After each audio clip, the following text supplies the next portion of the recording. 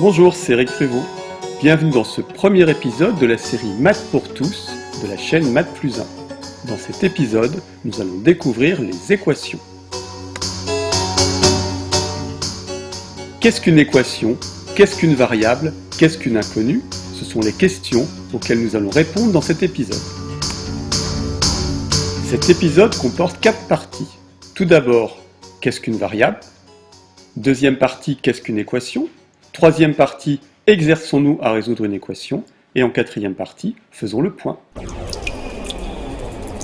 Première partie, qu'est-ce qu'une variable? Une variable est une quantité arbitraire connue ou inconnue. On la représente généralement par la lettre x ou encore petit n par exemple. Une variable peut désigner un nombre ou autre chose. Dans cet épisode, nous nous limitons au nombre. 12 n'est pas une variable, c'est un nombre, il est connu, il est fixé. Un tiers non plus. Moins 5,235 n'est pas non plus une variable, c'est un nombre avec des virgules. Pi est un nombre, et bien que désigné par la lettre grecque pi, ce n'est pas une variable non plus.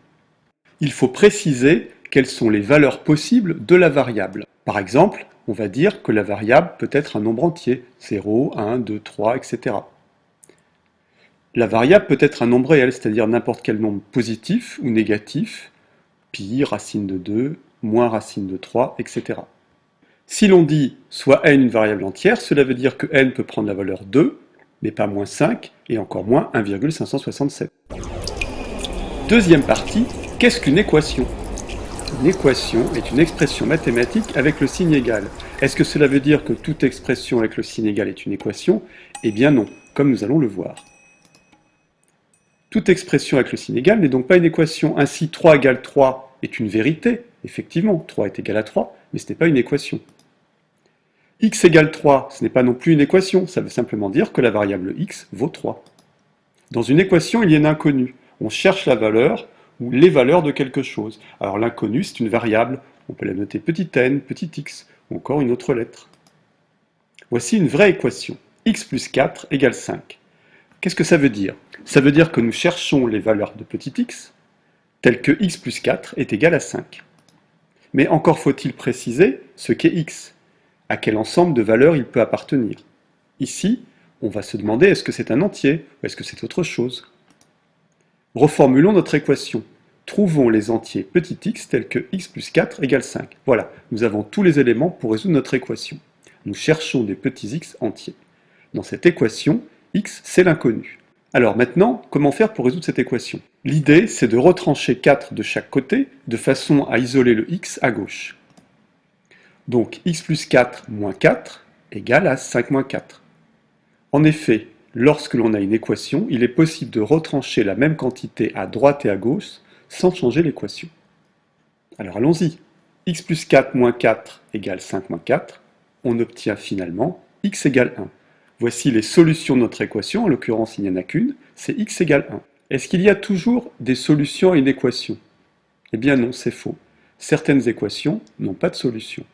Par exemple, trouvons les entiers positifs, tels que x plus 4 égale 2.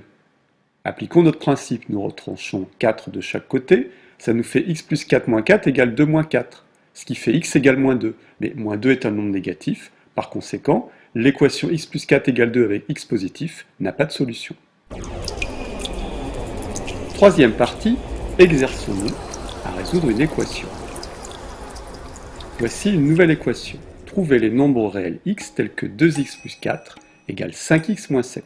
Comment allons-nous faire? Nous allons regrouper tout ce qui contient des x à gauche et tout ce qui ne contient pas d'x à droite. Pour cela, faisons passer les x de droite à gauche et ce qui n'est pas x à gauche, à droite. Donc le 5x qui est à droite passe à gauche, en changeant de côté, il change de signe. Donc la gauche devient 2x moins 5x. Le 4 de gauche passe à droite, il change donc de signe. Plus 4 devient moins 4, la droite devient moins 4, moins 7.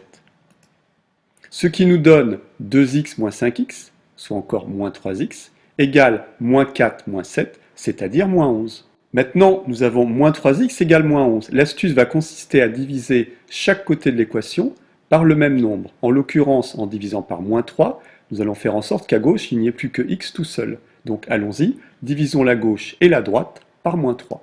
Cela nous donne moins 3x divisé par moins 3 égale moins 11 divisé par moins 3. Moins 3x divisé par moins 3 fait x, puisque c'est ce que nous voulions obtenir, et moins 11 divisé par moins 3 donne 11 tiers, puisque moins par moins donne plus. La solution de notre équation est donc x égale 11 tiers. Quatrième partie, faisons le point. Une équation, c'est donc une expression mathématique qui comporte une ou plusieurs inconnues que l'on cherche à déterminer. Pour résoudre les équations, nous avons appliqué certaines règles. Voici le résumé de ces règles. Une équation ne change pas si on ajoute la même quantité de chaque côté du signe égal. Par conséquent, si on a une expression du type grand A égale grand B, cette expression est équivalente à grand A plus grand C égale grand B plus grand C. On ne change pas une équation si on ajoute la même quantité de part et d'autre du signe égal. Même règle en soustrayant. Une équation ne change pas si on retranche la même quantité de chaque côté du signe égal. Grand A égale grand B est équivalent à grand A moins grand C égale grand B moins grand C. Une équation ne change pas si on multiplie par la même quantité chaque côté du signe égal. Donc grand A égale grand B est équivalent à grand A fois grand C égale grand B fois grand C. Et enfin, dernière règle, une équation ne change pas si on divise par la même quantité non nulle chaque côté du signe égal. Grand A égale grand B est équivalent à grand A divisé par grand C égale grand B divisé par grand C. Cet épisode est maintenant terminé. En vous abonnant à la chaîne Math+1, vous recevrez une notification dès qu'une nouvelle vidéo est mise en ligne. La chaîne Math+1 est également présente sur Facebook, profil Math+1 tout en lettres. Merci et à bientôt.